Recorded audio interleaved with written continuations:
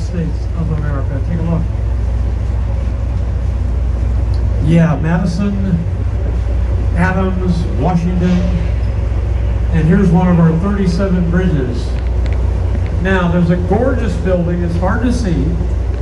The glass building on the right was done by Hellman Yawn, and he wanted that building to look like a cash register.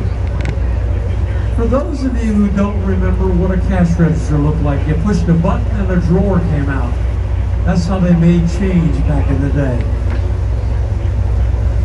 The building on the right was built in 1965. They built it over the rail. They couldn't buy the land, so what did they buy? You should know this. They bought the air. They own the air. The railroad owns the air. You build a building over my air, you gotta pay me. I own the air over my house. I don't have a house, but if I did, I own the air. Yeah, I love. You're okay, come on. You're doing well. And of course, that's also a 19. This is called the Gateway Center. This was the gateway to the west back in the day. All the rail came through Chicago. I want to get a little bit of water. I'm getting thirsty.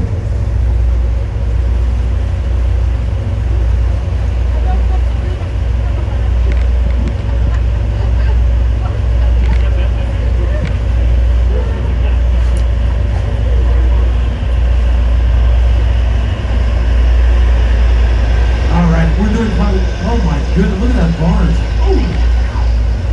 Oh my. Bringing up sand for the beaches, yeah. Well done. You guys saw the Hancock. Can you see the building on the right with the X bracing?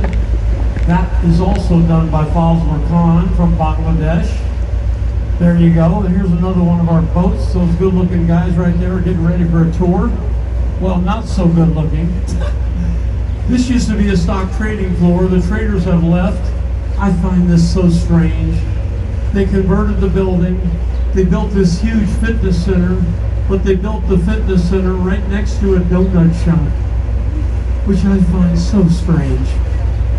Nobody ever talked about that building on your left, and then guess what they did? They drew a map of the Chicago River on the side of the building. Take a look. That red dot up there is where you're at on the Chicago River, and that's probably the biggest "You Are Here" sign in the world. On the right-hand side, 1973. The architect's name is James DeStefano. I had 25 architect students on my boat. Without them knowing it, their teacher said, take a piece of paper out and pencil and draw that building. You have 5 minutes. I couldn't believe the artistic talent of these young men and women. I will never forget her. She came on my tour about 5 years ago. She wasn't this tall. She was an architect from Montana. During my tour, she drew 18 buildings. I named all 18. That's how good her drawings were. Very good, very good. Oh, the Chicago Post Office. Sears, shipped out of here. Wards. Anybody on the boat remember Spiegel catalog? Anybody at all? They also shipped out. There's my favorite picture of the Sears Tower. I love it. If you have a cell phone, I'd love you to take that picture. You're doing very well. I see that. Okay. All right, hang on just a minute.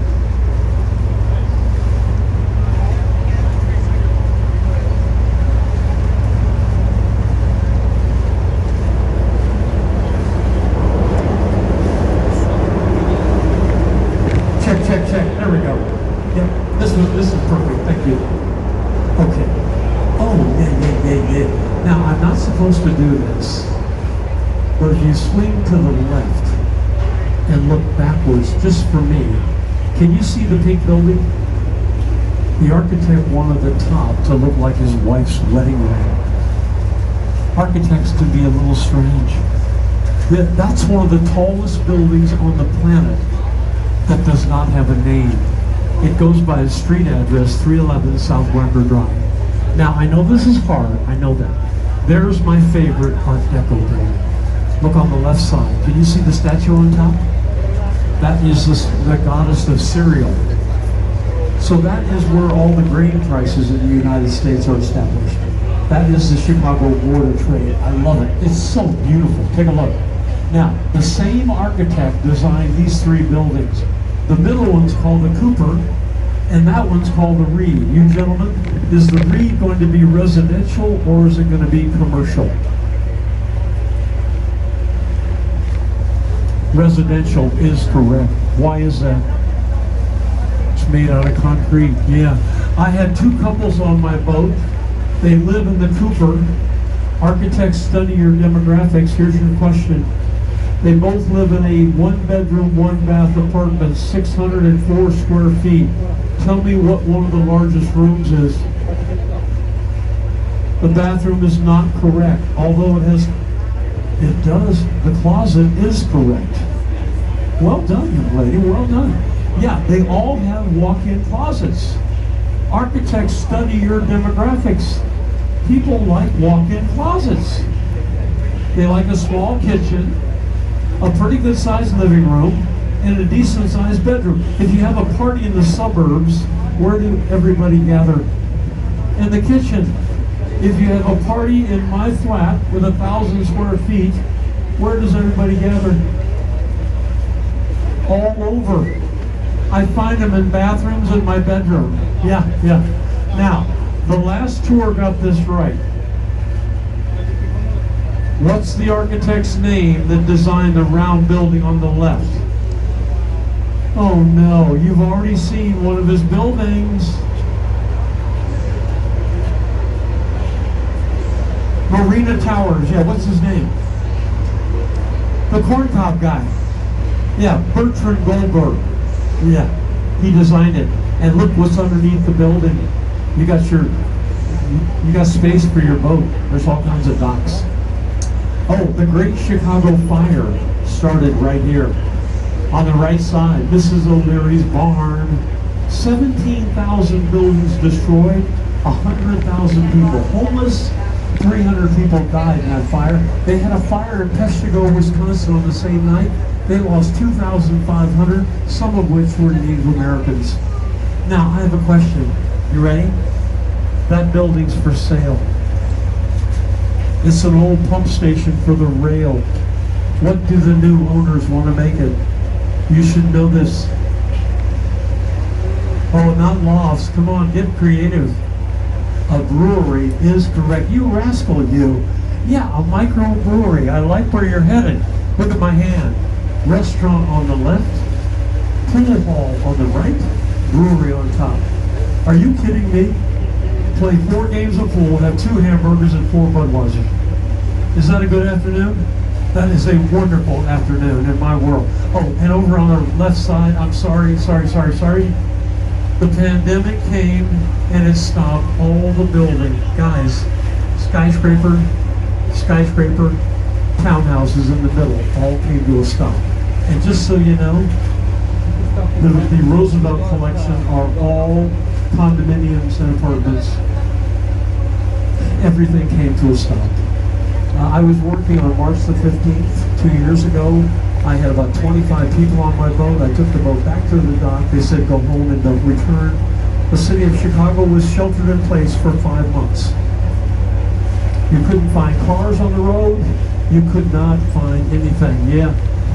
We come to this part of town often. One of our favorite yarn stores is on this side. So we buy our yarn down here on the Southwest Loop.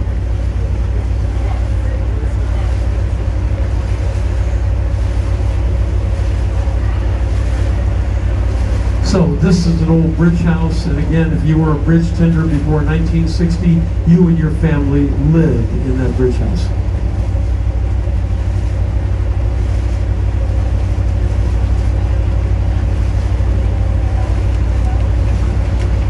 For my Chicagoans, this is where I thought they were going to build the casino, but it did not happen.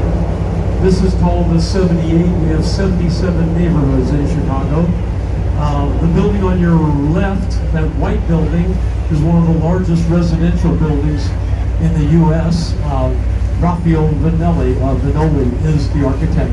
Oh, when they opened the building 3 years ago, they were renting apartments on the main floor for $1,000 a month, 300 square feet, on Lake Michigan. Can anybody on this boat live in 300 square feet, honestly? Can you? My wife says she can without me, which is quite concerning after all these years of bliss. Okay, just a couple quickies and we'll get you to a break time. This is our rail yard, 42 acres. The bridge coming up has holes in the back. That's for counterweighting. And we'll take a break here in a few minutes. But before we do, I have some questions and thoughts. First of all, most of you are hanging on to a cell phone. Did you know your cell phone was created in Chicago in 1973? Did you know the first cell phone call was made at Soldier Field? How much did the first phone weigh, young man? 7 pounds. What did a 1-hour phone conversation cost on a cell phone in 1973? $4,000 to talk on a cell phone in 1973 for 1 hour. Where are my students on this boat? McDonald's. Have you been? McDonald's started their Golden Arches in the state of Illinois in 1955. The Golden Arches are the second most recognized corporate icon in the world. What's number 1?